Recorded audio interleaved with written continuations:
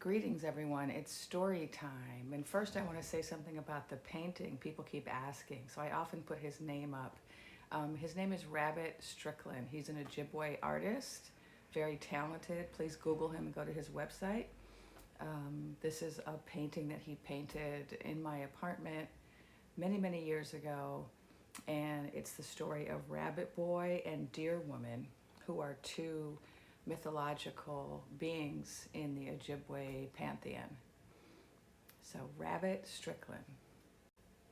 And now it's time for the story. I'm very excited today about today's installment because if you haven't noticed, the energy has really changed in the last couple of days. Here we are in mid-March and we've had a shift. So let's get into it. Okay, as we recall, in our last installment of the story, we were talking about what was going on in the realm in response to the illegitimate seating of the unelected emperor. And in the first couple of months of his reign, there was great pandemonium and chaos because he was engaging in lots of illegal activities, and there appeared to be no guardrail, nobody stopping him.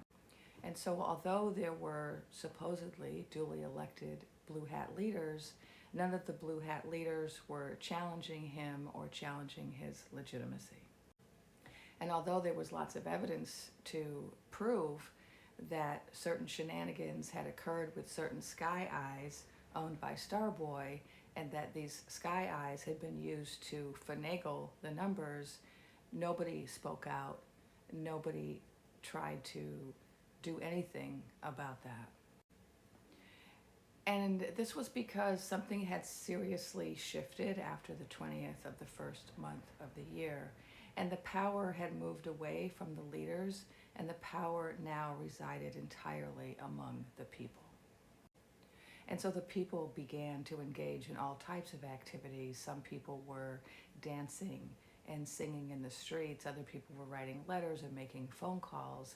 And then the dreaming women were working in other realms to receive messages for the people. Because there was no longer a press that was free, it was very difficult for people to get information about what was happening, and some people became despondent, thinking that nothing was happening when indeed lots was happening. And there were even people in other realms who were saying, "Wake up, people, wake up. Why aren't you doing anything?" Because they didn't realize that we were indeed quite busy over here. But despite the blackout, changes were being affected and results were happening, and people began to see that the donkey's first lieutenant was indeed suffering. And recall that in this barn of white, there were 7 asses, 7 donkeys, and all of these 7 asses needed to be impacted if things were going to change. And in fact, the people began to realize that they needed to address assdom in general, that the very, very, very wealthy merchants, otherwise known as the 7 asses, were the ones that needed to be impacted if things were going to change. And so the people began to organize against them en masse, not against any individual only, but against all of them. And so there were many, many cots of boy. And throughout the realm, people just stayed home. People just kept their money in the bank, and people said, "That's okay. I'm going to vote with my dollars.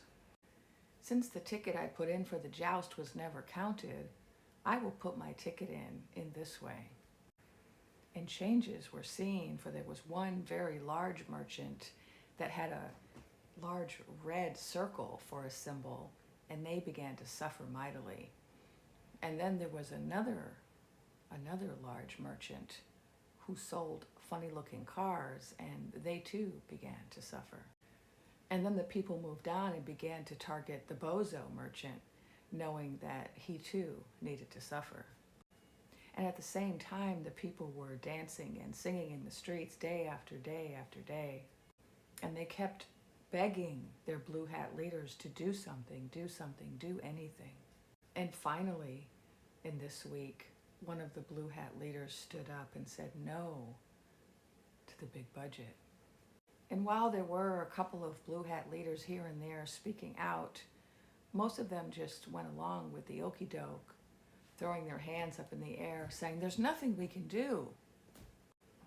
But the people knew there's something we can do. And then word spread throughout the land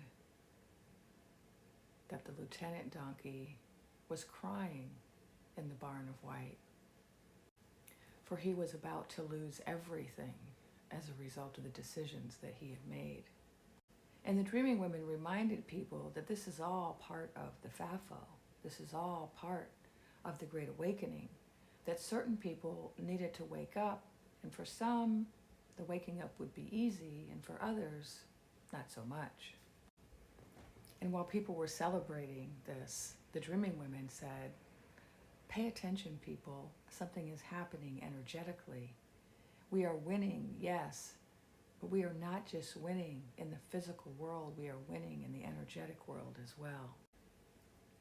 For all this time, there had been a war going on, an energetic war between the good and the bad, between love and hate. And the overlords, the nefarious overlords, the Astum, the Seven Thieves, they had all been using hate to motivate their base. They had all been focusing on the lowest vibration energy possible in order to win their battle. And the other side has been focusing on hope and love, unity, togetherness. And these two extremes were battling each other.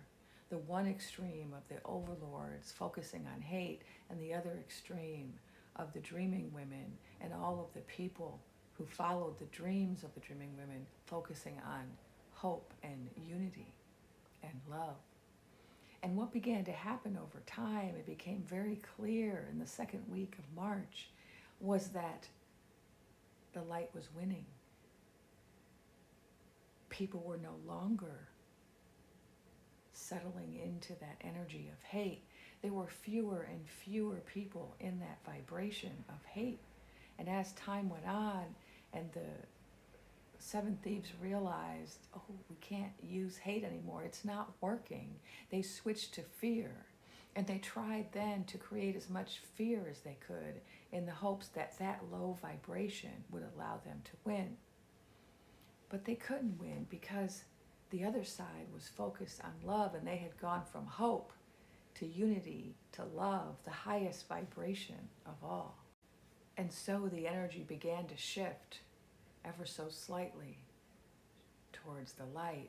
The vibration went up, the shift, the ascension began as more and more people moved out of hate, moved out of fear, moved into hope, unity, faith, and love. And this happened in part because the people who were originally voting for hate thought that they were going to get a big dopamine hit when they saw certain groups of people being harmed. They thought they were going to really benefit from that.